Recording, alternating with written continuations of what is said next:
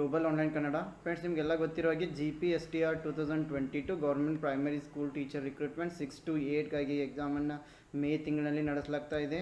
So ನೀವು ಇನ್ನೂ apply ಮಾಡಿಲ್ಲ ಅಂದರೆ ನೀವು ಅಪ್ಲೈ ಕೂಡ ಮಾಡ್ಬೋದು.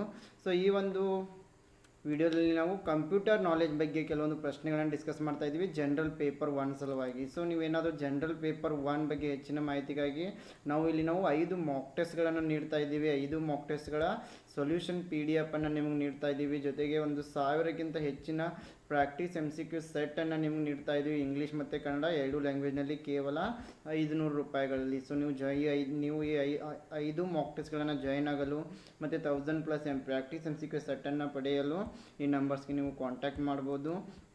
ಸೊ ಇಲ್ಲಿ ಮೊದಲನೇ ಪ್ರಶ್ನೆ ಬಂದುಬಿಟ್ಟು, which one of the following is a computer high level programming language. So ಕೆಳಗಿನವುಗಳಲ್ಲಿ ಯಾವುದು ಕಂಪ್ಯೂಟರ್ನ ಉನ್ನತ ಮಟ್ಟದ ಪ್ರೋಗ್ರಾಮಿಂಗ್ ಭಾಷೆಯಾಗಿದೆ?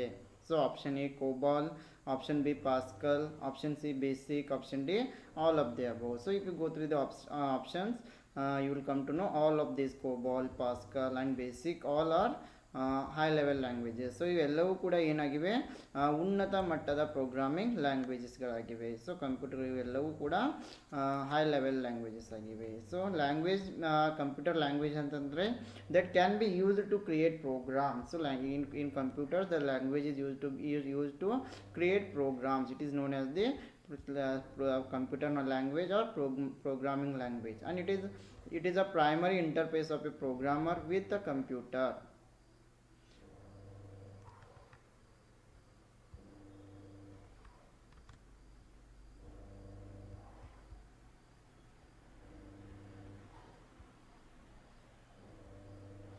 Hello friends, welcome to global online Kannada. Friends, ಈ ಒಂದು ವಿಡಿಯೋದಲ್ಲಿ ನಾವು GPSTR 2022 government primary school teacher recruitment 6 to 8 2022 paper 1 general paper ಸಲುವಾಗಿ ಕಂಪ್ಯೂಟರ್ ಸಾಕ್ಷರತೆಯ ಮೇಲೆ ಕೆಲವು ಪ್ರಶ್ನೆಗಳನ್ನು ಡಿಸ್ಕಸ್ ಮಾಡ್ತಾ ಇದ್ದೀವಿ. ಅದೇ ರೀತಿ ನಾವು GPSTR ಜನರಲ್ ಪೇಪರ್ 1 ಸಲುವಾಗಿ 5 ಮಾಕ್ ಟೆಸ್ಟ್ಗಳನ್ನು ನೀಡ್ತಾ ಇದ್ದೀವಿ. 5 ಮಾಕ್ ಟೆಸ್ಟ್ಗಳ ಸೊಲ್ಯೂಷನ್ PDF ಅನ್ನು ನಿಮ್ಗೆ ನೀಡ್ತಾ ಇದ್ದೀವಿ. ಜೊತೆಗೆ 1000+ ಪ್ರಾಕ್ಟೀಸ್ MCQ ಸೆಟ್ಟನ್ನು ನೀಡ್ತಾ ಇದ್ದೀವಿ. ಇಂಗ್ಲೀಷ್ ಮತ್ತು ಕನ್ನಡ 2 ಲ್ಯಾಂಗ್ವೇಜ್ನಲ್ಲಿ ಕೇವಲ 500 ರೂಪೀಸ್ನಲ್ಲಿ. ಸೊ ನೀವು ಜಾಯಿನ್ ಆಗಲು ಈ ನಂಬರ್ಗೆ ಕಾಂಟ್ಯಾಕ್ಟ್ ಮಾಡ್ಬೋದು. ಸೊ ಇಲ್ಲಿ ಫಸ್ಟ್ ಕ್ವಶನ್ ಬಂದುಬಿಟ್ಟು, which one of the following is a computer high level programming language. So ಕೆಳಗಿನಲ್ಲಿ ಯಾವುದು ಕಂಪ್ಯೂಟರ್ನ ಉನ್ನತ ಮಟ್ಟದ ಪ್ರೋಗ್ರಾಮಿಂಗ್ ಭಾಷೆಯಾಗಿದೆ?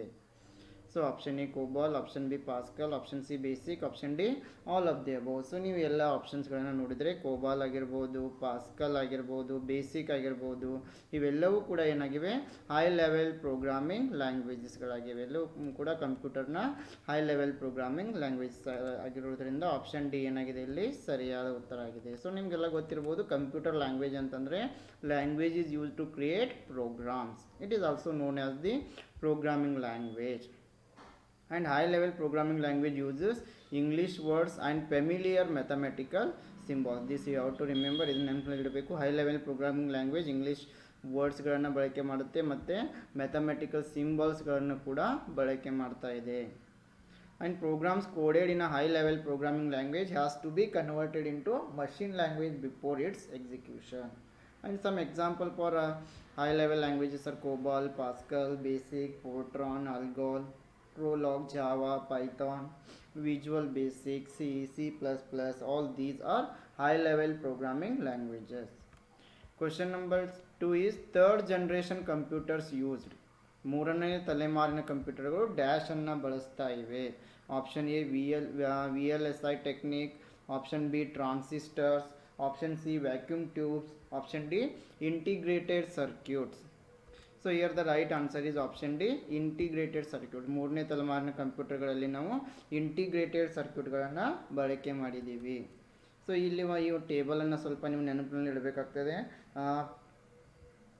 ಫಸ್ಟ್ ಜನ್ರೇಷನ್ ಕಂಪ್ಯೂಟರ್ನಲ್ಲಿ ಇಲ್ಲಿ ಪೀರಿಯಡ್ ಬಂದುಬಿಟ್ಟು 1946ನಿಂದ 1954. ಈ ಒಂದು ಫಸ್ಟ್ ಜನ್ರೇಷನ್ನಲ್ಲಿ ಕಂಪ್ಯೂಟರ್ಗಳಲ್ಲಿ ನಾವು ವ್ಯಾಕ್ಯೂಮ್ ಟ್ಯೂಬ್ಸ್ಗಳನ್ನು ಬಳಕೆ ಮಾಡ್ತಾ ಇದ್ವಿ.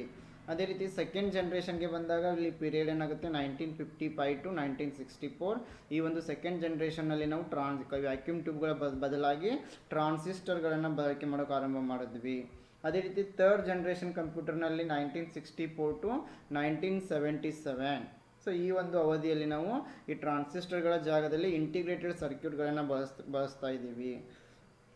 ಅದೇ ರೀತಿ ಫೋರ್ತ್ ಜನ್ರೇಷನ್ ಕಂಪ್ಯೂಟರ್ 1978 ನಂತರ VLSI ಅಥವಾ ಮೈಕ್ರೋ ಪ್ರೊಸೆಸರ್ಗಳನ್ನು ಬಳಕೆ ಮಾಡ್ತಾ ಇದ್ವಿ.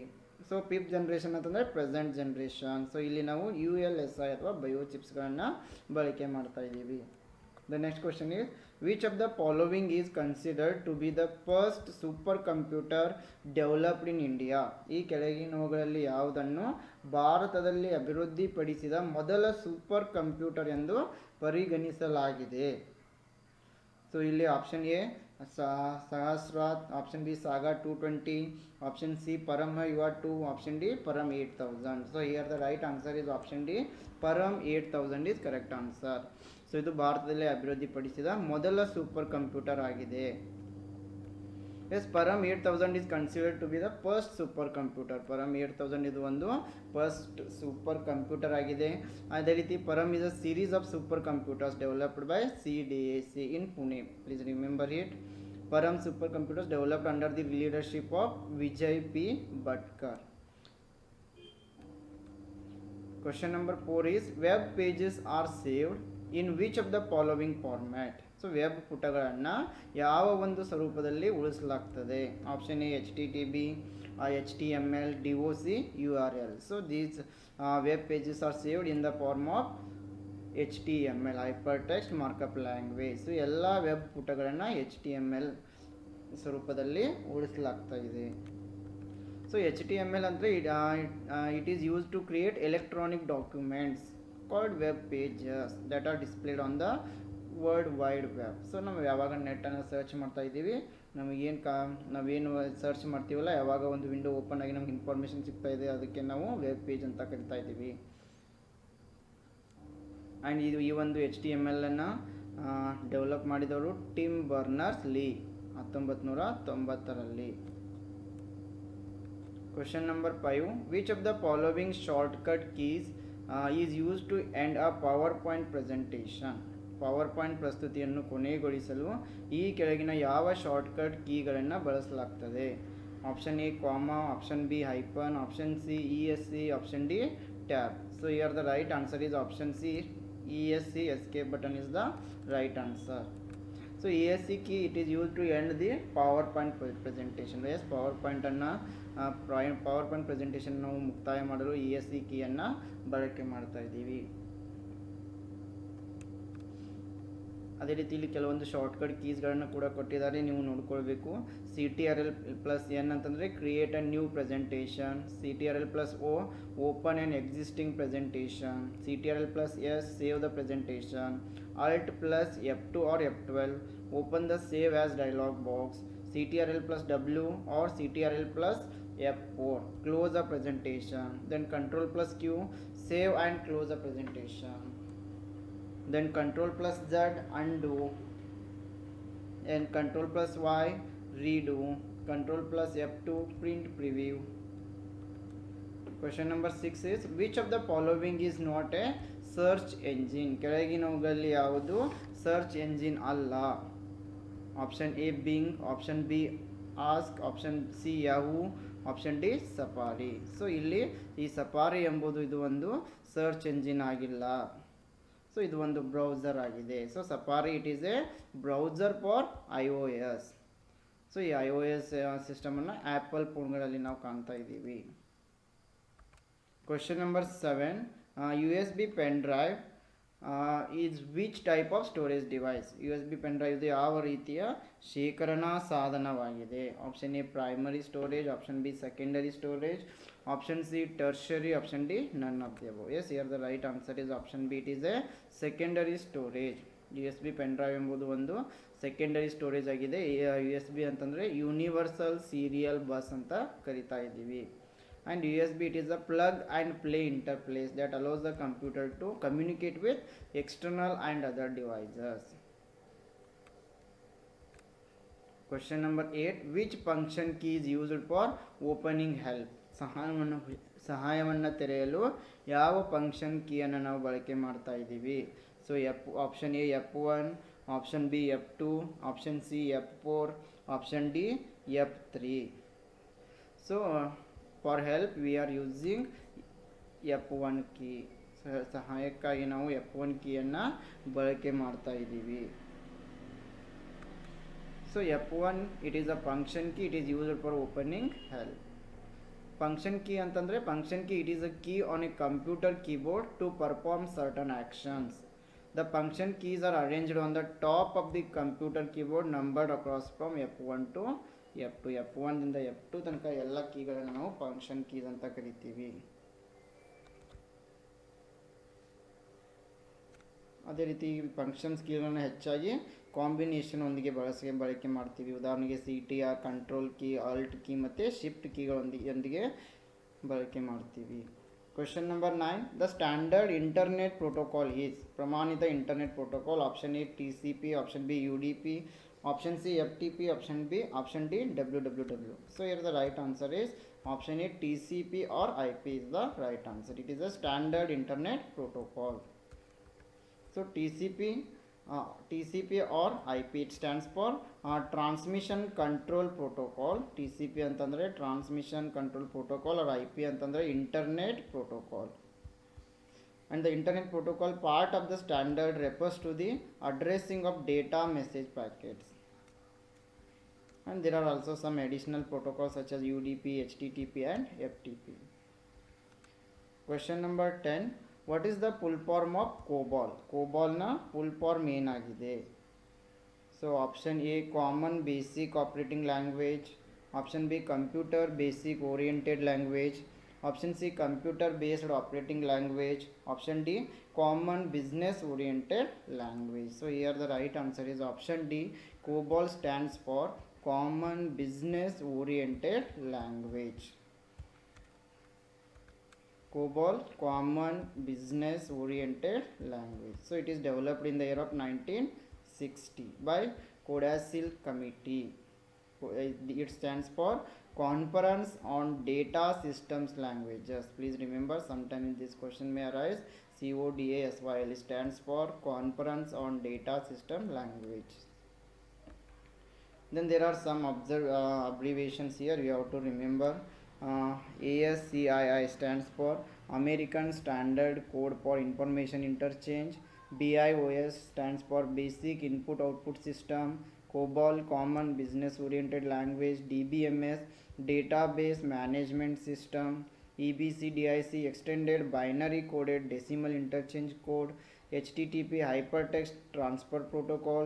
IBM International Business Machine. JPEG Joint Photographic Experts Group.